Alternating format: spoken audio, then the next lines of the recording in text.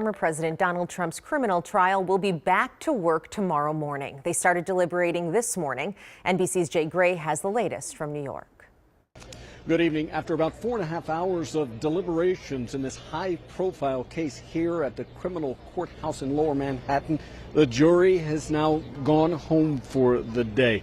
Jurors went behind closed doors around 11:30 this morning and remained behind closed doors for a majority of that time, but signaled that they had a couple of questions for the judge in this case. They first asked if they could have some testimony reread, specifically testimony from both the first and last witnesses in this case. The first question surrounded National Enquirer publisher David Pecker's testimony. They wanted to hear testimony about a phone conversation with former President Donald Trump during an investors meeting. They wanted to hear his testimony regarding Karen McDougal, and they wanted to hear his testimony about a meeting in Trump Tower. The fourth question was about the testimony from the key witness for the prosecution, the former attorney and right-hand man for Donald Trump, Michael Cohen.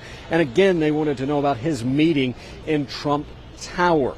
That was followed just moments later by another question surrounding the jury instructions that Judge Juan Merchan gave the jury this morning before they went into deliberations. Now, those instructions lasted about an hour. It's not clear if they want the entire instructions reread or just a portion of those instructions. What the judge says is, we'll do all of that, but we'll do it in the morning, go home for the day. So the jury, again, going home for the evening. They'll be back in the morning at 9:30. The judge says they can deliberate until 6 o'clock at the latest, so they'll get back to work here. And that work will begin with a rereading of that testimony we talked about, as well as part of the instructions, or perhaps all of the instructions, which would, again, take about an hour. That's what happened here today. That's the latest here in Lower Manhattan. I'm Jay Gray.